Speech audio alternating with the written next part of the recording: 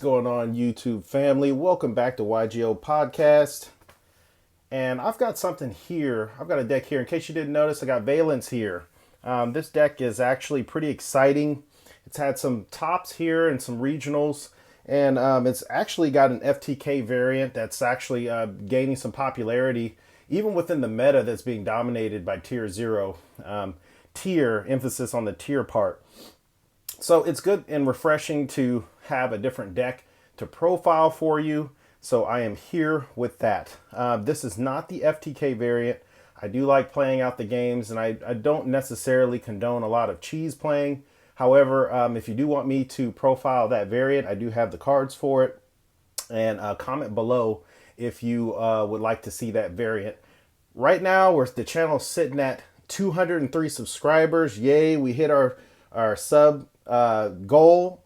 It is time for the next sub goal, and the sub goal will be, I'm aiming for 300. All right, I'm aiming for 300. We're sitting at 203. Thank you guys for subscribing. Thank you guys for keeping up with the channel, and thank you for all your support and your comments. I appreciate it. I read each and every comment and I take it to heart. So if you guys got anything that you want me to profile, you got any comments, any concerns, anything you want me to address, please leave it down in the comment section below, and feel free to join us on YouTube, or I'm sorry, on Facebook, at our Facebook group, YGO TCG Decks. All right, enough with the talking, because I'm going to have to do a lot of reading, and hopefully I read this out correctly. Onto the deck profile. All right, here we go. All right, so in case you didn't notice, we're going to be running 3 of the Shinanome.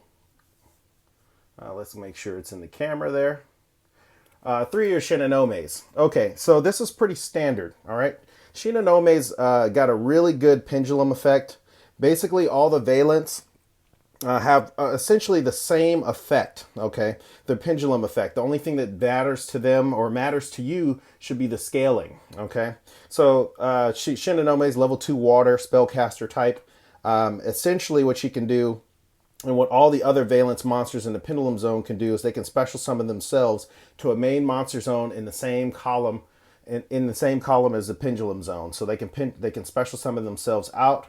All right, and then once she's in the main monster zone during your main phase of control, this special summon card, you can add 1 Valence spell from your deck to your hand. If this card is in the monster zone, moves to another monster zone, you can add 1 Valence monster from your deck to your hand. All right, you can only use each effect once per turn. She's a hard once. I mean, this card is absolutely amazing in terms of a searcher. She searches a spell. She searches a monster. I mean, you can't really get any better than that when it comes to card text. And, you know, because when the archetype first came out, it didn't have all the cards it needed to be effective, I think, and also the mechanic of the cards moving around the board, kind of like chess pieces, or kind of like Warhammer, really. They have to put some extra sauce on the effects. That's in my opinion. All right. So getting on to the next card. It'll be 3 of your Vaylantz Buster Baron. So Buster Baron is going to be a level 2 fire type machine. And he's going to have the same pendulum effect. He can basically special summon himself out of the Pendulum Zone to not an adjacent, but to an above monster zone. His effect is, if you control the special summon card, you can target 1 Vaylantz monster in your main monster zone, move that monster to an adjacent or horizontal zone. If this card in the monster zone moves to another zone, you can target 1 card in either player's Pendulum Zone, place it face up in its adjacent spell or trap zone as a continuous spell. So essentially, he can send, if you get both of them out, right, or you special summon him out, his effect is once he special summons himself out of the Pendulum Zone, he can move her, for instance, or any other Vaylantz monster to an adjacent monster zone. So he can trigger a lot of her effects, okay? So that's what we use him for. We're going to use 3 of him.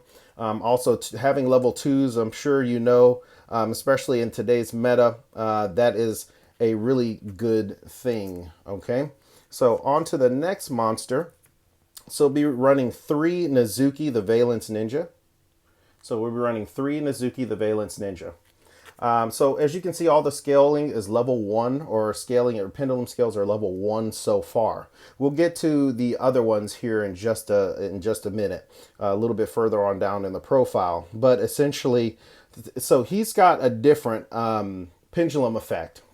So Shinanome and Baron are going to have similar effects where they special summon themselves out of the Pendulum Zone. And Mizuki is going to have a different effect. And his pendulum effect is that if you control a Shinra Bancho field in your field zone, and if you control a water Valence monster, you can special summon this card to your main monster zone in the same column. Okay, so he's a little bit more restrictive about how he special summons himself. You have to have some requirements. All right, so you got to have Shinanome out, and then you also have to have a field spell out in order to bring him out. So it's best not to really scale him unless you're just doing pendulum summoning. Okay, and then his effect is that if you can target one other monster in your adjacent zone, move that monster to an adjacent monster zone. If this card in the monster zone moves to another monster zone, you can target one Valence monster card in your spell and trap zone, special summon it to your main monster zone in the same column. All right, so really what you want to use him for is his monster effect. So his monster effect is quite good in my opinion. It's quite good. So you can move, once he moves, he can move another monster, and then also he can special summon a monster in your pendulum zone out of your pendulum zone, I believe. Let me just make sure I read that correctly. Yes, he can. So that's actually really good. All right. So a lot of these effects, your opponent is really going to have to read all these cards. So be prepared to go ahead and read. Have your opponent read, and your turns are going to take a little bit longer because your opponent's going to be checking. And so you're going to be playing another 3. You're going to be playing the Mad Marquis, 3 of your Valence Mad Marquis, also a scale 1. All right, so we're running 3, 6, 9, 12 scale 1s. Let me go ahead and read his effect really fast. So he's a little bit similar to Mizuki in the fact that you need Valence World Kongweisen on in your field zone, and you have to control also a Fire Valence monster, and then you can special summon him out. Okay, them being bigger monsters, they have a little bit more requirements. Also, Mad Marquis's monster effect is during your main phase, you can roll a 6-sided die, excavate that many cards from the top of your deck, or as many as you can. And if you do, you can add one excavated Valence card to your hand, also shuffle the rest into the deck. If this card in the main monster zone moves to another zone, you can roll a 6-sided die, and if you roll a 2, 3, 4, or 5, special summon one monster card from your spell and trap card zone to your main monster zone in the same column. All right, so a little bit more restrictive, and also a little bit more, a little bit harder to use in my opinion. Okay, but still very good monster. I think his attack is a little too low for a level 6, but we do what we can with the deck. The deck should work extremely well. I would only use him really to scale him. And then you're going to be playing 3 of your Valence Voltage Viscount. All right, so 3 of your Voltage Viscount. So the Voltage Viscount, essentially, because he's not a level 5 monster, he's a level 4 and below, he has the ability to special summon himself to a main monster zone. Okay, but he also adds the restriction. It says also you cannot summon. So when he special summons himself from the Pendulum Zone to the main monster zone, you are locked into Valence type monsters. Okay, so his effect is during your main phase, if you control this special summon card, you can place one face-up Valence Pendulum monster from your extra deck face-up into your spell and trap zone as a continuous spell. So that actually is extremely good. Okay, that's the first part of the effect. It says, and then if this card is in the monster zone, moves to another zone, you can place one face-up Valence Pendulum monster from your extra deck in your Pendulum Zone. So essentially, he does the same thing whether he's special summon or he moves from a zone. So that's pretty broken. Okay, and also he's a level 4, so that makes things quite a bit easier for you. All right, and then you're going to be playing 2 of your Valence Archer. Okay, and Archer's effect is pretty much the same as the Voltage Viscount. All right, so essentially when you special summon him from the Pendulum Zone, he's going to lock you into Valence only monsters. Okay, and then if you control this card, so his monster effect is if you control this special summon card, you can target one effect monster on the field, toss a coin. If the result is head, negates its effects. Or if the result is tails, have its attack. So you're going to get either or when you activate his effect. Either or will happen, which is pretty good. But also, I believe that if this monster card moves to another zone, you can target one card on the field, toss a coin. If the result is head, destroy it. Or if the result is tails, return it to the hand. And I'm going to tell you something. That right there is actually super awesome because regardless of whether you hit heads or tails, you're not being penalized. You're not being penalized very much for using its effects. So great card. And then for the last one, you'll be running one Hojo of the Valence Warrior and then one Dominator Duke. All right. And then Hojo's effect is that if you control Shinra Bancho in your field zone and you control the water, Vaylantz, you can special summon it in the same column. Now, it doesn't lock you if you use him, okay? And I believe the same is with Domination Duke or Dominator Duke. Hojo's monster effect is you can target one face-up card in either spell or trap zone, return it to the hand. If this card is in the monster zone, moves to another zone, you can fusion summon one Valence monster from your extra deck using monsters on the field, hand, or pendulum zones, okay? So he's basically becomes your poly while he's on the field. And then for Dominator Duke, his monster effect is you can target one set card and then it cannot be activated. So he basically locks, even if he leaves the field, he locks that spell trap set card onto the field. Can't be activated. Makes your opponent have to activate it right then and there. And then he states that if he's moved to another monster zone, you can target one face-up monster in your opponent's main monster zone, take control of that face-up monster, but it cannot declare an attack or activate its effects, but you can treat it as a Valence monster, okay?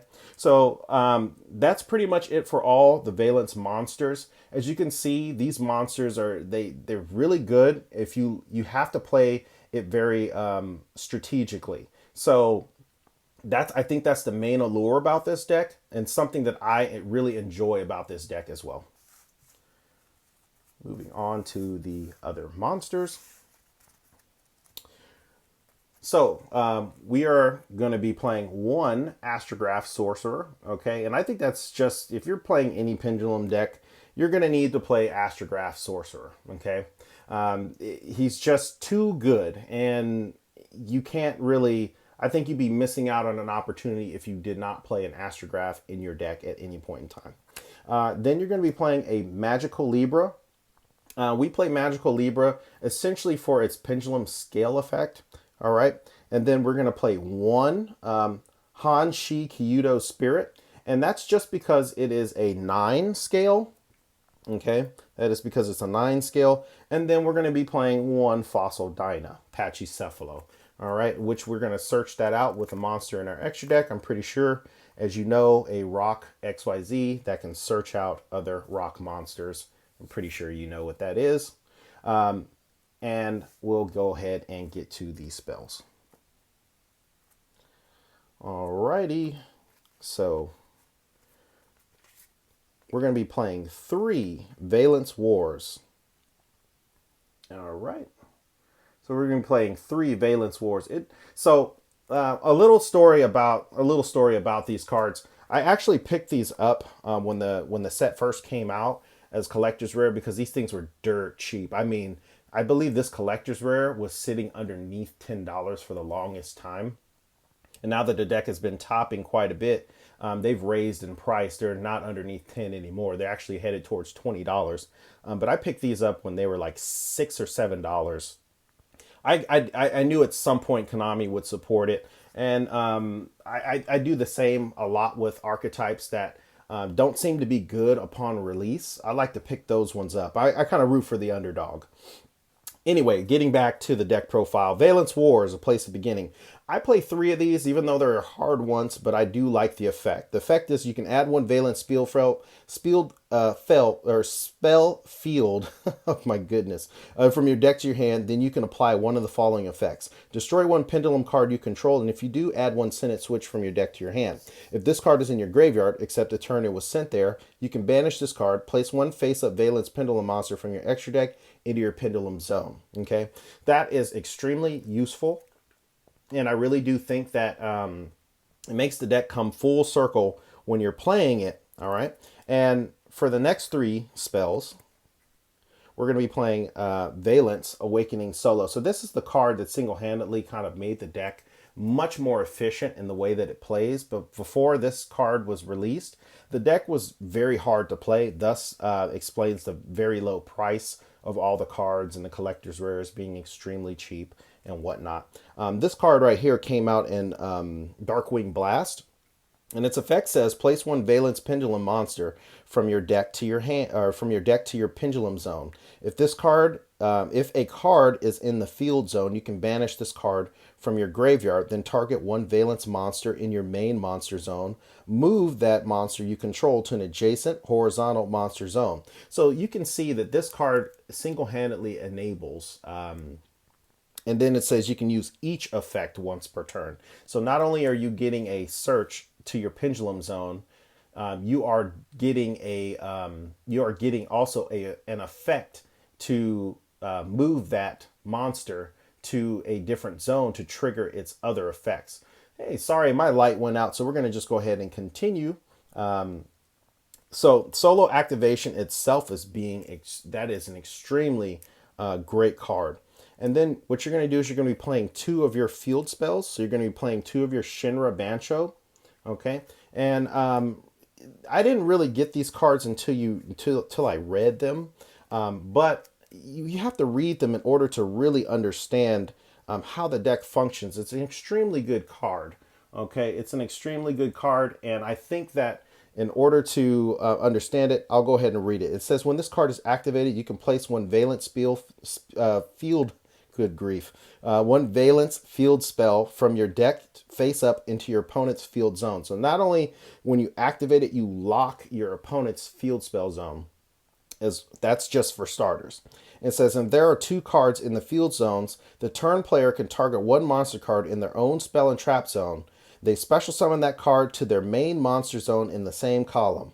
The turn player can only use this effect of Valence World Shinra Bancho once per turn.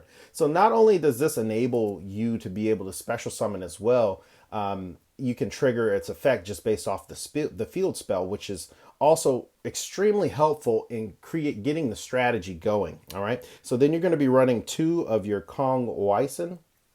All right. And Kongweisen is a similar field spell, just like Shinra Bancho. And what it states is that when this card is activated, you can place another field spell from your deck that's a Valence into your opponent's field spell zone. Okay. And then it says if there are 2 cards in the field spell zone, the turn player can target 1 effect monster in the opponent's main monster zone in the same column as one of the monsters they control. They place that monster face up as a continuous spell in their spell zone in the same column.